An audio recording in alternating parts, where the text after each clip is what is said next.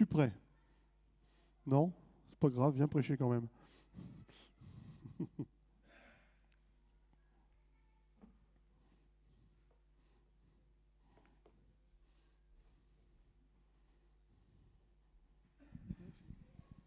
Merci Seigneur pour la parole qui va être proclamée. Que nos cœurs soient prêts à recevoir. Amen. Non, ils ne sont pas d'accord. Les Amen, je ne sais pas combien vous les avez payés, mais quand on en a un, on se dit waouh, celui-là. Ah là là, je te les laisse du coup. Bon, ben on va faire avec. Mais je sais qu'on peut beaucoup. Même là, il n'y en a pas un d'amen. Ouh. Vous allez bien? Les papas vont bien? Vous avez eu votre petit collier de nouilles ce matin? Ou donc vous savez ce que vous allez manger dans 2 jours? Gloire à Dieu. Alors, excusez-moi, toujours mon petit truc technique. Dinosaure qui se met à la tablette. Bah oui, écoute, on m'a toujours reproché de ne pas avoir de tablette ici. Bon, je me suis dit, je fais ce que je peux, hein. Et comme on dit souvent, Moïse, il est descendu de la montagne avec 2 tablettes. Bah moi, j'en ai qu'une. Bon, bah je fais avec. Voilà, alors, le sujet du message de ce matin, il est tout trouvé. Il aurait pu, remarquez, il aurait pu être sur la fête des pères. Il faut beaucoup de courage pour être papa. On se dit, ça mérite véritablement un message. Faut du courage, les papas. Vous êtes d'accord avec moi, hein? Courage pour supporter les mamans, pour supporter les enfants. C'est pas facile, hein? Que Dieu vraiment vous bénisse, les frères. Mais mon message ce matin a choisi de se porter sur ce que nous avons vécu, là, le baptême. Parce que c'est quelque chose d'important. Alors, des messages sur le baptême, nous en avons entendu et entendu et entendu, mais il y a certainement des gens nouveaux ce matin qui connaissent le Seigneur depuis peu, qui ont besoin de comprendre un peu pourquoi on se trempe dans l'eau comme ça, pourquoi on accomplit ce rituel du baptême. Il y a peut-être aussi des gens sur YouTube. Je sais qu'il y a des gens qui nous écoutent sur YouTube au travers des messages qui sont enregistrés. J'ai des gens de ma famille qui écoutent souvent. Je salue Céline, José, Lola. Bon, on ne va pas faire toute la liste, il y en aurait beaucoup. Et Nadine aussi. Ah oui, c'est vrai, il ne faut pas oublier Nadine. Nadine, salut à toi. Que le Seigneur te bénisse, on pense beaucoup à toi. Amen. Donc, au travers d'un premier verset qui va être affiché, où j'ai communiqué donc toutes les références, on s'aperçoit que pourquoi on pratique ce passage dans l'eau. La première des choses, c'est parce que le Seigneur a dit « Faites de toutes les nations des disciples en les baptisant ». Donc il y a déjà une injonction de faire des disciples, leur parler de Dieu, qu'ils deviennent des disciples. Et notre travail à nous, notre devoir à nous, c'est de les baptiser pour accomplir ce que le Seigneur nous a donné d'accomplir. Et l'importance du baptême, on le retrouve dans ce 2e verset qui nous est cité, de Marc 16, verset 16. Jésus va dire lui-même, celui qui croira et qui sera baptisé sera sauvé. Donc, cette injonction de faire des disciples et de les baptiser a une importance capitale, parce que ce n'est pas le baptême qui nous octroie le salut, mais c'est quelque chose qui se passe à ce moment-là où, effectivement, Dieu va commencer à intervenir d'une façon particulière dans notre vie. Et c'est ce que je voudrais voir avec vous ce matin, c'est que le baptême est plus qu'un passage dans l'eau. C'est plus que cela dans l'Esprit de Dieu. C'est quelque chose de beaucoup, beaucoup plus important. Vous savez, dans la pensée de Dieu, le baptême, c'est le point de départ de quelque chose de nouveau. Et voilà ce qui est important. Voilà pourquoi on passe par le baptême. Parce qu'à partir de ce moment-là, il y a des choses qui se mettent en place dans notre vie, de la part de Dieu, mais aussi de notre part, quelque chose qui devient nouveau. Dieu dit c'est un nouveau départ. C'est un moment pivot, je dirais, dans la vie de celui qui se met à croire en Dieu. Que ce moment, ce temps précis où j'ai été trempé dans l'eau, où j'ai été baptisé, eh bien c'est un moment clivant ou clivage de quelque chose et d'un nouveau départ. Une chose, dans la pensée de Dieu, le baptême, c'est quoi? C'est une chose qui était engloutie et qui a besoin de sortir. Et au-dedans de nous, il y a des choses qui ont besoin de sortir de la part du Seigneur. Il y a des choses qui ont besoin de revenir à la vie de la part du Seigneur. Et c'est cela la signification du baptême. Vous savez, je suis convaincu que Dieu n'est pas insensible aux problèmes de ce monde. Dieu est parfaitement conscient des problèmes que l'on traverse, du monde dans quel état il est. Dieu n'est pas un Dieu lointain, on prend un point de dire débrouillez-vous, c'est votre problème. Non, non, Dieu est parfaitement conscient des choses que l'on vit. Dieu est parfaitement conscient de l'épreuve ou la difficulté que quelqu'un d'entre nous est en train de traverser. Dieu n'est pas indifférent à cela. Dieu sait cela et il n'est pas insensible à cela. Vous savez, on a toujours la pensée de se dire, mais Dieu, puisqu'il est Dieu, il n'a qu'à changer les choses. Et effectivement, il pourrait très bien les choses. Et on a cette pensée d'imaginer un peu Dieu comme celui qui détient la fameuse baguette magique. Et s'il le veut, eh bien, il me touche avec sa baguette et puis toutes les choses vont changer. On pourrait le voir aussi comme cela, parce que Dieu a cette possibilité-là. Mais il n'est pas seulement celui qui est capable de changer les problèmes qui est dans ma vie, mais il a quelque chose de plus. Il a quelque chose de plus. Et il veut et désire quelque chose de plus dans notre vie. Certes, il veut nous bénir, mais il est celui qui a la capacité de nous introduire dans quelque chose de nouveau. Le monde prie des fois. Je suis convaincu qu'il y a beaucoup de gens, même parmi ceux qui ne sont pas croyants ou peu croyants, prient un jour. Ah oui, mais j'ai prié, ça n'a pas marché. La baguette magique, elle n'a pas fonctionné. Mais au travers de cela, on s'aperçoit que même si Dieu est conscient de nos problèmes, ce n'est pas de résoudre nos problèmes qui va satisfaire le cœur de Dieu. C'est que toutes choses deviennent nouvelles. C'est qu'il se passe un truc, quelque chose qui va faire en sorte qu'il y avait un avant et maintenant il y a un après. Utiliser la baguette magique pour qu'elle solutionne des problèmes dans notre vie, on n'aurait pas finalement on n'aurait pas besoin de Dieu. On irait piquer la baguette magique, puis on serait, je vais m'en servir un petit peu comme je veux. Mais le but de Dieu au travers du baptême, c'est quoi? Eh bien, c'est de prendre un nouveau départ. Et Dieu désire que dans notre vie, il se passe une chose telle qu'il y avait avant et il y a maintenant après. Il se passe quelque chose. Elle est là toute la signification du baptême dans la pensée de Dieu. Et Dieu agit toujours de la sorte. Dieu agit toujours comme cela.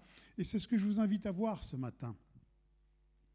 Parce que vous savez, le baptême, ce n'est pas quelque chose qui est apparu à partir du ministère de Jésus, même si c'est lui qui nous donne ces deux injonctions de baptiser et de l'importance du baptême, parce que si je ne suis pas baptisé, je risque de passer à côté du salut.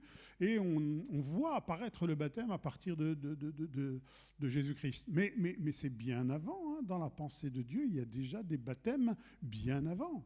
Et c'est ce que je vous invite à voir ce matin, au travers d'un passage qu'il pourrait paraître un peu difficile à comprendre, ou alors il y aurait plusieurs façons de le comprendre.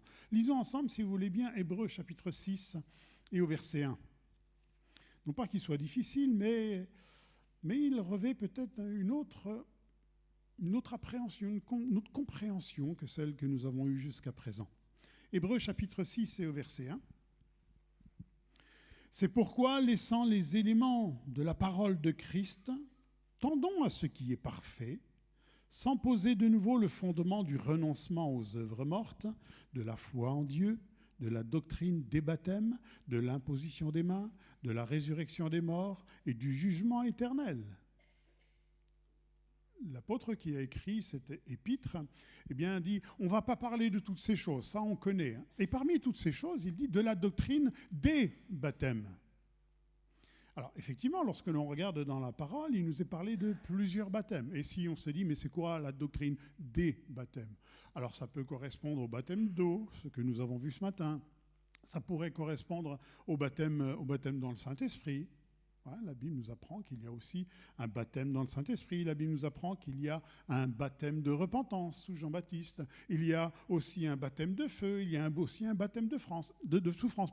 Et la doctrine des baptêmes, on pourrait dire, ouais, ça correspond à tous ces baptêmes-là. Bien, comme je vous disais, le baptême n'est pas venu avec le ministère de Jésus-Christ, mais était déjà depuis bien avant dans la pensée de Dieu. Et comme je vous disais, c'est le moment clivage où Dieu dit, eh bien maintenant, il va se passer quelque chose. C'est ce que je vous invite à voir ce matin. Les baptêmes que l'on trouve dans la pensée de Dieu et dans tout ce que Dieu a fait, même avant la venue de Jésus. Alors le premier que l'on peut voir ensemble, on le trouve dans Genèse chapitre 1 et au verset 9.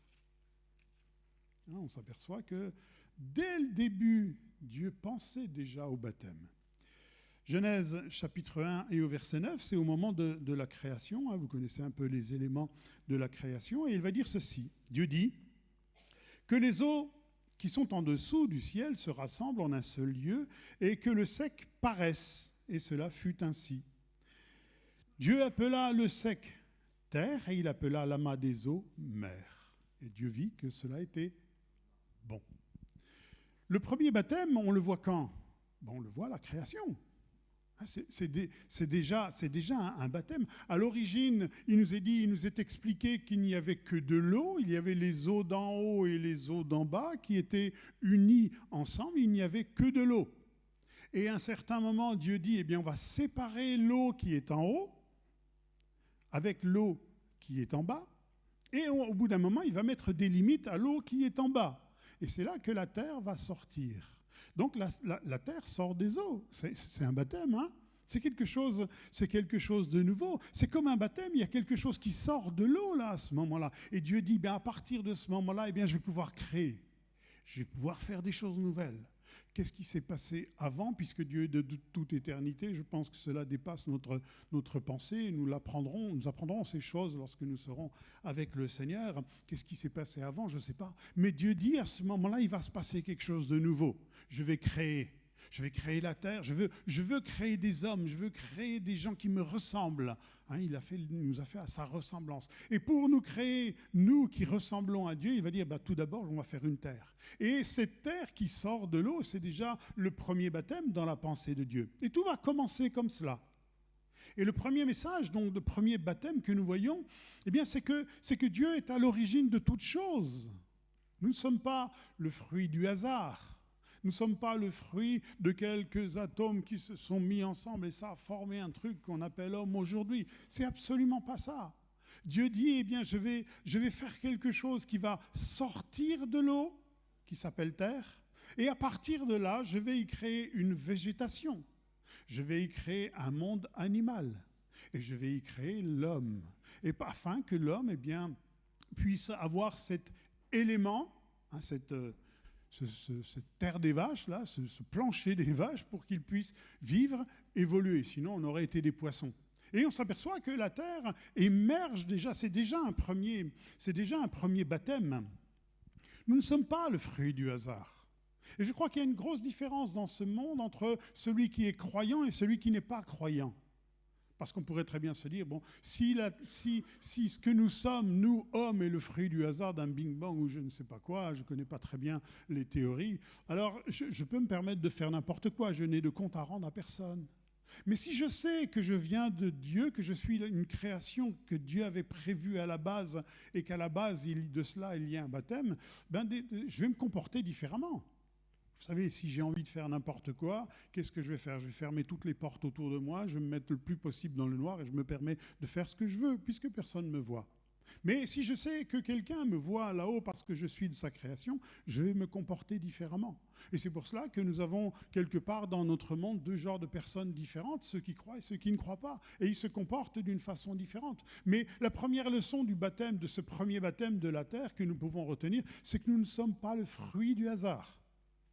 Tu n'es pas le fruit du hasard. Et si tu n'es pas le fruit du hasard, il y a quelqu'un qui regarde à toi. Il y a quelqu'un qui veille sur toi. Il y a quelqu'un qui a un œil sur toi et qui veut faire vivre quelque chose de nouveau.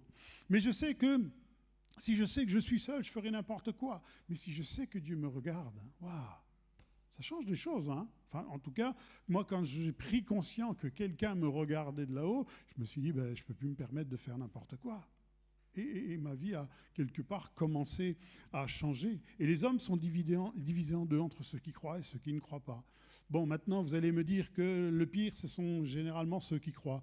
C'est vrai, hein, quand on regarde toutes les guerres, toutes les choses que l'on voit autour de nous, on se dit, mais qu'est-ce qu'il vaut mieux alors, croire ou ne pas croire? Mais ce premier baptême de cette terre qui émerge de l'eau, c'est quoi? C'est ce premier message. Tu n'es pas le fruit du hasard. Tu es un enfant de Dieu. Qui que tu sois, que tu crois ou que tu ne crois pas. Le premier baptême, c'est cela. C'est donner un message au monde que maintenant, je vais créer des hommes. Ils sont le fruit de ma pensée et ils me ressemblent. Donc, tu n'es pas le fruit du hasard. Un deuxième baptême que l'on peut voir, c'est dans 1 Pierre, chapitre 3 et verset 18. 1 Pierre, chapitre 3 et au verset 18. Et ce passage nous dit ceci.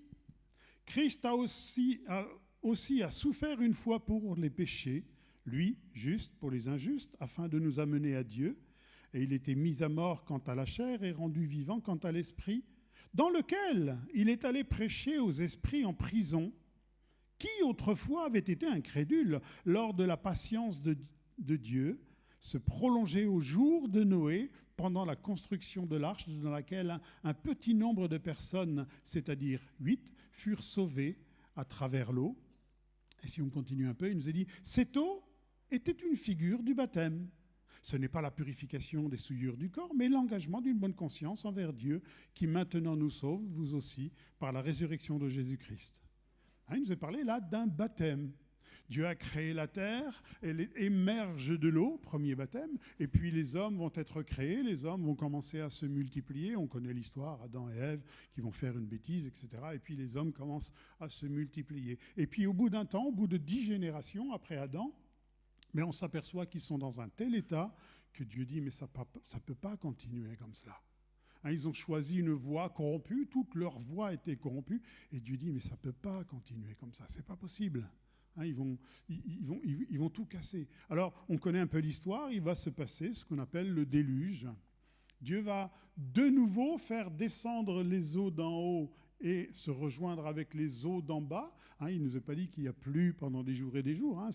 Il s'est passé vraiment quelque chose d'extraordinaire. Les eaux d'en haut, on rejoint les eaux d'en bas, et tout est devenu, comment ? Immergé de nouveau.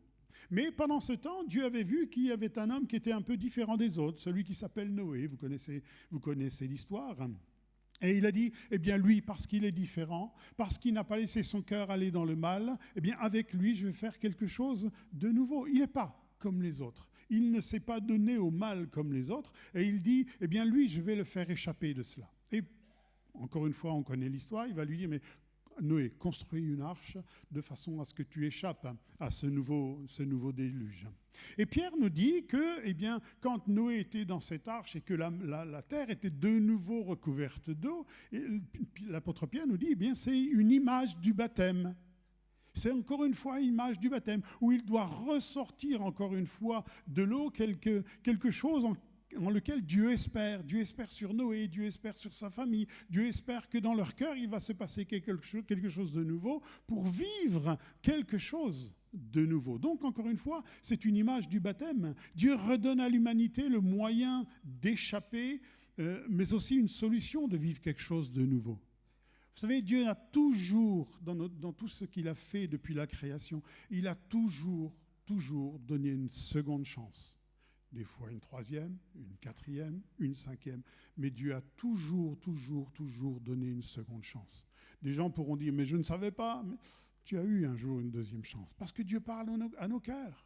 Et là, l'homme est tellement corrompu que Dieu dit, je ne peux pas laisser les choses comme cela. Mais Noé, je compte sur toi pour qu'il se passe quelque chose de nouveau. Et effectivement, Noé, dans son arche, il va y passer un certain temps, très longtemps. Et puis au bout d'un temps, on le sait, eh bien, il va ouvrir une fenêtre de son arche, il va lâcher une colombe, la colombe va revenir avec une brindille d'olivier, et il se dit, si elle vient avec une brindille d'olivier, c'est que la terre est de nouveau sèche. Et petit à petit, effectivement, l'eau va disparaître encore, les eaux d'en haut vont remonter, les eaux d'en bas vont reprendre leurs limites, et puis voilà quelque chose de nouveau. Et le message de ce deuxième baptême, c'est quoi? C'est que, eh bien, je te donne la possibilité de revivre quelque chose de nouveau. C'est pour ça que je vous disais que le baptême, c'est le moment clivage, c'est le moment pivot où Dieu ne veut pas agiter la baguette magique pour solutionner nos problèmes, mais pour nous donner un nouveau départ. Et à tous les hommes, à toutes les femmes, Dieu veut donner un nouveau départ. C'est cela la magie du baptême. Ce n'est pas simplement tremper dans l'eau pour tremper dans l'eau parce qu'on ne s'est pas lavé ou je ne sais pas quoi, mais c'est pour vivre quelque chose de nouveau. Et Dieu nous donne à chacun d'entre nous, et c'est le message de l'Évangile, je te donne la possibilité de vivre quelque chose de nouveau. C'est pour cela que le baptême n'est pas un simple passage dans l'eau, mais c'est comme une deuxième chance que Dieu nous donne. Ce que Dieu veut, ce n'est pas que le méchant meure, c'est qu'il change de conduite.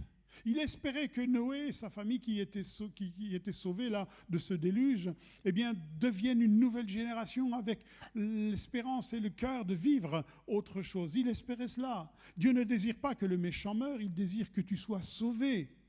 La deuxième chance de Dieu, un autre baptême à ce moment-là. Et c'est pour cela qu'il faut que je me laisse avertir comme Noé a été. Vous vous souvenez, dans l'Épître aux Hébreux, les héros de la foi, il a été divinement averti. Et Dieu nous offre une deuxième chance dans la limite où on se laisse avertir. Il s'est laissé avertir par quoi? Par la parole de Dieu. Noé, voilà ce qui va se passer. Et si tu veux échapper, construis-toi une arche. Et la parole de Dieu nous est donnée dans ce but-là, de nous faire vivre ce deuxième baptême en nous disant, fais attention, regarde ce qui va se passer. Vous savez, la terre va être submergée encore une fois, nous dit la Bible. Mais pas par les eaux cette fois, par le feu. Et il faut qu'on se laisse avertir par le Seigneur. C'est le Dieu de la deuxième chance. C'est le baptême pour repartir à nouveau, pour revivre quelque chose de nouveau. C'est cela la signification du baptême dans la pensée de Dieu. Les choses vont passer, une autre génération, 10 générations vont passer entre Noé et Abraham, qui va être le premier homme, qui va fonder tout un peuple sur lequel Dieu dit, avec eux, je vais faire quelque chose. Et puis ce peuple grandit au point de ce qu'ils arrivent à une certaine situation où ils sont en Égypte, esclaves dans la domination de l'empire égyptien, de la domination de l'empire des pharaons à cette époque-là. Et puis ce peuple crie à Dieu, parce qu'ils sont dans un tel état d'esclavage que c'est impossible à vivre pour eux. Et Dieu dit, je vais les sauver, je vais les délivrer. Je vais les délivrer de cet esclavage. Alors Dieu fait des miracles, il va faire les 10 plaies, etc. C'est vraiment un résumé de la Bible, c'est pour vous donner envie de creuser les choses. Mais Dieu va faire des choses, des miracles, les plaies que l'on connaît. Et puis à un certain moment, ce peuple va sortir d'Égypte, mais ils vont se retrouver dans une situation où ils sont complètement coincés, où ils sont obligés de passer par là. Parce que Dieu leur a dit, j'ai pour vous en vue un pays extraordinaire, où coule le lait et le miel.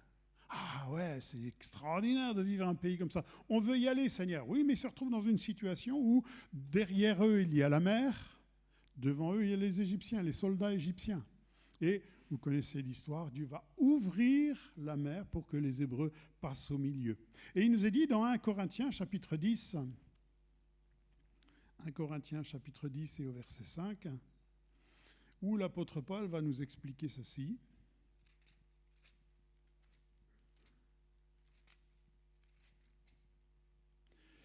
Chapitre 10, 1 Corinthiens 10, versets 1 à 5.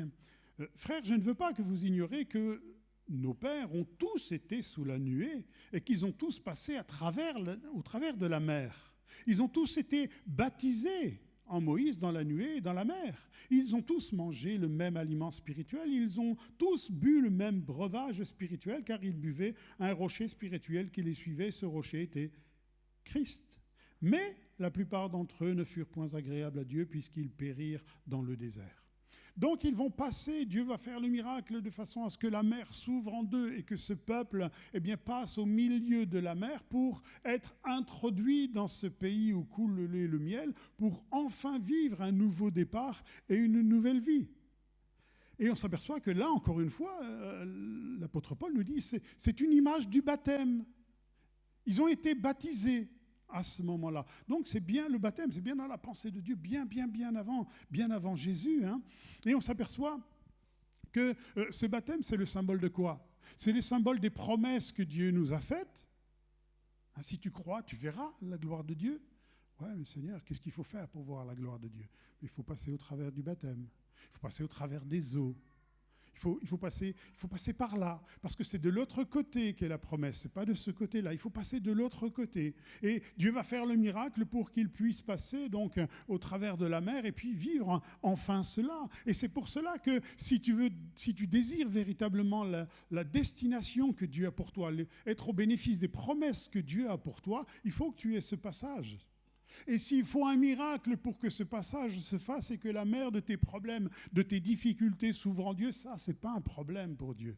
Là, il y a la fameuse baguette magique qu'il est capable d'agiter pour que tu puisses vivre dans ta vie quelque chose de nouveau. Hein, on s'aperçoit qu'ils ont été baptisés à ce moment-là. S'il y a besoin d'une intervention dans ta vie pour que tu rentres dans ce que Dieu a prévu pour toi, ne t'inquiète pas, Dieu est fidèle, Dieu est juste, Dieu est bon. La baguette magique va fonctionner suivant ton besoin, suivant ton problème. Les choses que tu n'arrives pas à faire, les choses que tu ne peux pas faire, Dieu va le faire à ta place. Dieu va le faire pour toi. Mais toi, il faut que tu aies envie d'aller de l'autre côté. Et je ne vous pousserai pas dans la mer.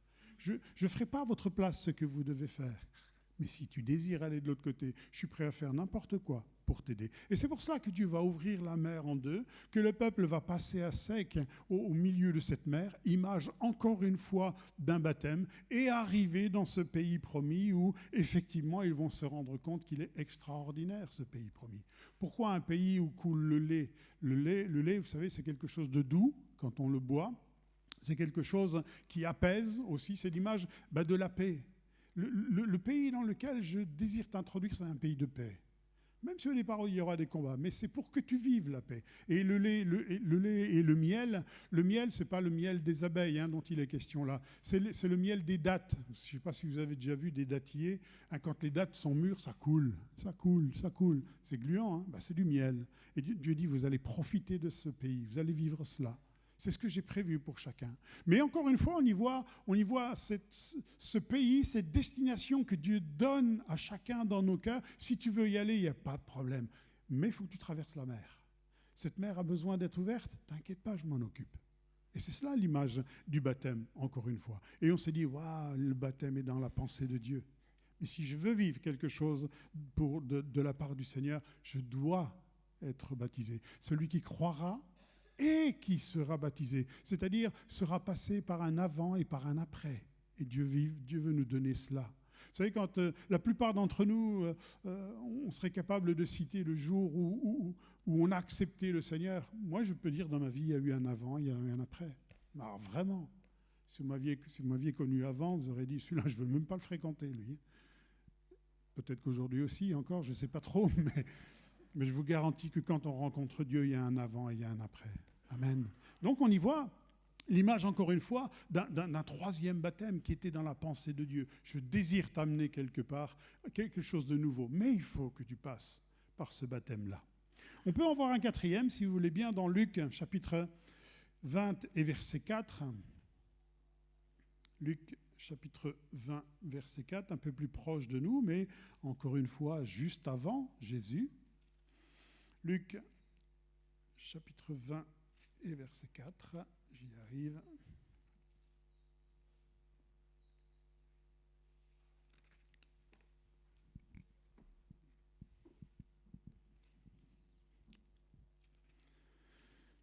Vous êtes arrivé avant moi, je parie. C'était toujours comme ça quand je faisais du sport. Je n'étais jamais le premier, moi. Aujourd'hui encore. Donc, Luc 20, verset 4.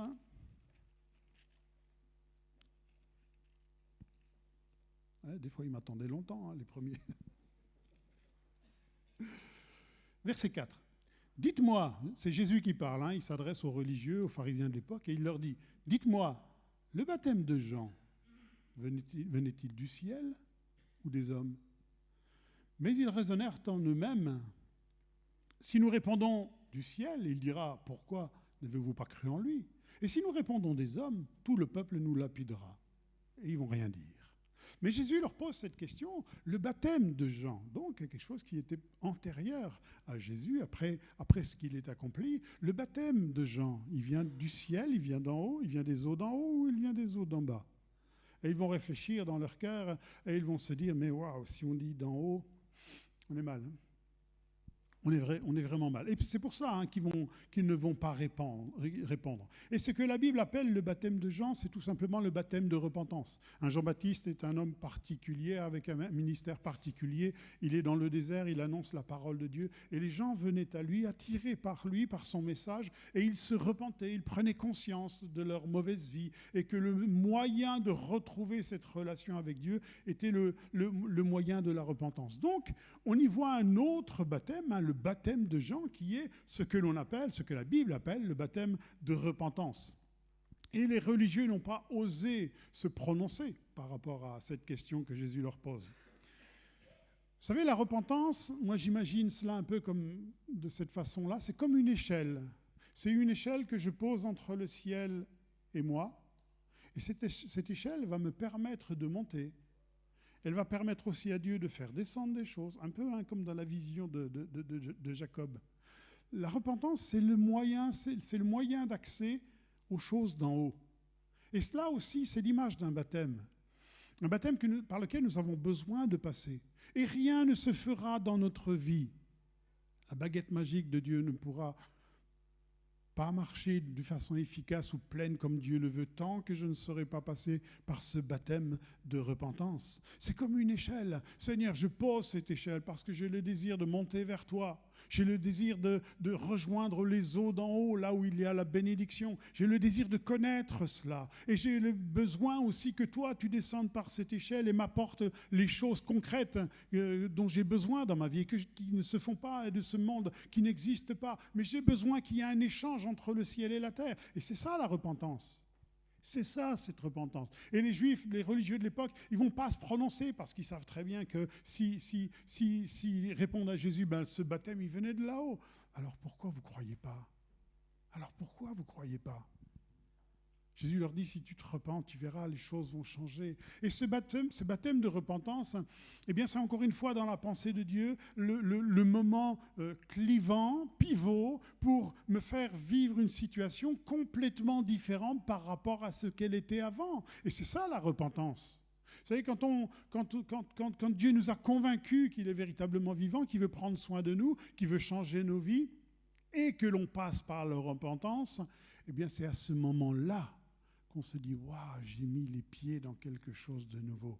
Et c'est là que Dieu va commencer à restaurer. C'est là que Dieu va commencer à faire des choses. C'est là que Dieu va faire les plus beaux miracles qu'il soit possible de faire. Non pas des coups d'éclat dans nos vies, mais changer nos pensées, nos mentalités. Moi, je dis et je répéterai toute ma vie que le plus beau des miracles que j'ai vécu, c'est pas de m'avoir délivré de la drogue, c'est d'avoir changé tout là-dedans.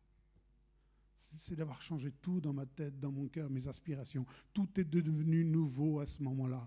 Donc voilà encore un baptême par lequel il faut impérativement passer. C'est dans la pensée de Dieu, et les choses de Dieu ne pourront pas se faire dans notre vie comme Dieu le veut, tant que je ne serai pas passé par ce baptême de repentance. Et chers amis, je vous invite vraiment à expérimenter cela. Parce que Dieu nous invite toujours à une nouvelle relation avec lui.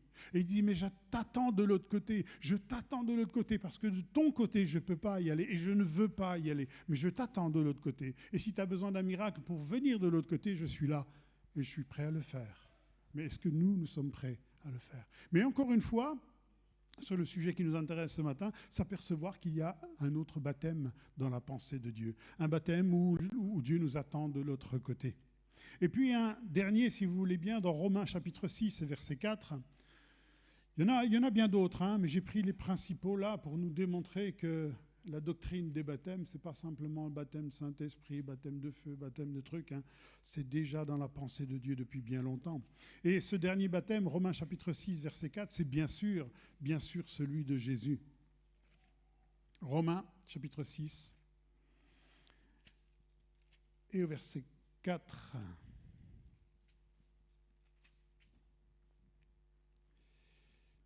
Voilà, j'y suis. verset 4. « Nous avons donc été ensevelis avec lui par le baptême en sa mort, afin que, comme Christ est ressuscité des morts par la gloire du Père, de même, nous aussi, nous marchions en nouveauté de vie. » L'apôtre Paul nous explique que ce baptême que Jésus a vécu, le baptême de la mort, par lequel il est passé, pour atteindre l'autre côté, c'est-à-dire la résurrection, eh bien, est pour nous comme l'image d'un baptême par lequel nous aussi, nous devrions passer. Mais parce que Christ l'a fait pour nous, eh bien, nous ne sommes plus obligés de le vivre. C'est encore un baptême prévu dans la pensée de Dieu depuis bien longtemps. Paul nous parle du baptême en sa mort afin de marcher en nouveauté de vie. Et on retrouve encore ce qui est prévu de la part du Seigneur depuis bien des années. Le baptême, c'est pour vivre quelque chose de nouveau, en nouveauté de vie, nous est-il dit. Et bien aimé, tout démarre de là. Et tant que je n'ai pas vécu cela, je ne peux pas voir Dieu, je ne peux pas comprendre Dieu, je ne peux pas saisir Dieu, je ne peux pas être agréable à Dieu. Parce qu'il faut vivre ce moment-là et il est tellement important. Une nouvelle vie ne peut démarrer que si je reconnais que Christ est mort par moi, à cause de mon péché, et pour moi, pour que j'aie la vie. Et là démarre une nouvelle vie de la part du Seigneur. Elle est là toute l'image du baptême. Ce n'est pas simplement on fait un simple passage dans l'eau parce que Jésus nous a dit faites des disciples et vous les passerez dans l'eau, comme ça ils seront sauvés. Non. On s'aperçoit de toute cette symbolique de la part du Seigneur. Parce que c'est quelque chose d'autre. C'est un nouveau départ que Dieu nous invite par le passage de ce baptême. C'est cela à quoi Dieu nous invite. Bien-aimé, l'auteur de l'Épître aux Hébreux, eh bien, je crois, personnellement, je crois que c'est de cela dont il parle lorsqu'il parle de la doctrine des baptêmes. Il est en train de parler à des croyants et il leur dit, on va pas reposer ce que l'on sait déjà, c'est-à-dire que si tu crois que tu es une création de Dieu et que Dieu a un but dans ta vie, alors tu as besoin du baptême. On va pas reparler ça, on connaît. Mais c'est cela le baptême, le premier baptême. Et c'est celui de rentrer dans une nouvelle vie de foi avec le Seigneur. Et il continue et il dit, mais on ne va pas reposer de nouveau les fondements du baptême. C'est-à-dire que le baptême de Noé, qui démontre que si tu es à l'écoute et que tu seras préservé des jugements. Ça, on le sait, frère, on l'a déjà vécu. Et c'est pour ça qu'il aborde d'autres sujets. Mais c'est ça la doctrine du baptême. Il va dire, on ne va pas reparler non plus du baptême de Moïse, que si tu acceptes la destination que Dieu te fixe, alors tu as besoin d'un miracle pour cela. Et si tu as besoin d'un miracle, alors Dieu est capable de le faire et il va le faire. Il est prêt à n'importe quoi pour que tu répondes à cette invitation de nous attendre de l'autre côté. Il est prêt à n'importe quoi pour cela, même jusqu'à subir la mort. Les frères, on ne va pas reparler de cela, dit l'auteur d'Épître aux Hébreux. Il va dire encore une fois, on ne va pas parler du baptême de Jean-Baptiste pour montrer que le chemin qui mène à Dieu, c'est la repentance. Vous le savez déjà, les frères. Il va dire également, on ne va pas reparler du baptême de Jésus. C'est lui l'auteur de notre salut. C'est lui qui a payé pour nous. C'est lui qui a tout fait pour nous. Et c'est pour cela que l'auteur d'Épître aux Hébreux parle de la doctrine des baptêmes, qui normalement est une chose que l'on sait, que l'on a vécue lorsque l'on a rencontré le Seigneur, mais qui peut-être peut vous servir ce matin de connaissance ou d'instruction à vous qui démarrez dans la foi. Nous avons besoin de vivre ces choses. Le baptême dans l'eau, ce n'est pas le simple passage dans l'eau, encore une fois, mais c'est une étape dans laquelle le Seigneur nous dit « Viens, je t'attends de l'autre côté ». Et c'est cela l'image du baptême. Frère Abel, il est rentré dans l'eau, il est ressorti et il est devenu quelqu'un de nouveau, parce que je crois dans cette parole de la part du Seigneur. Et pour terminer, chose qui va nous démontrer que lorsque l'on sort de l'eau, on est une nouvelle créature. Il y a quelqu'un qui était présent ce matin que nos yeux n'ont pas vu. Personne d'entre nous l'avons vu ce matin au moment où Abel a été baptisé. Nous n'avons pas vu, mais il était là. C'est le Saint-Esprit.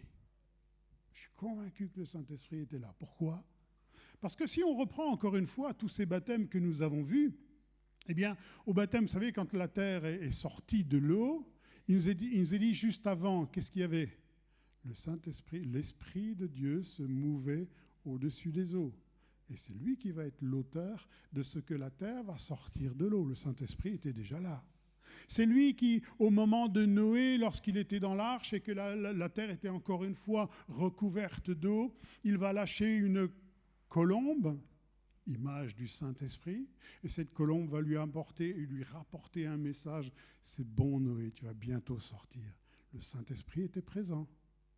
C'est encore lui qui, lors du passage de la mer dans lequel les Hébreux sont invités à passer pour aller de l'autre côté et vivre quelque chose de nouveau, c'est encore le Saint-Esprit qui est là. Il est là à travers de quoi ? Au travers de l'image de la colonne de feu et de nuée. Il protégeait, cette nuée, elle protégeait les Hébreux des Égyptiens et elle empêchait les Égyptiens d'aller tuer les Hébreux. La colonne de nuée est aussi, encore une fois, l'image du Saint-Esprit. Le Saint-Esprit était présent dans ce baptême-là.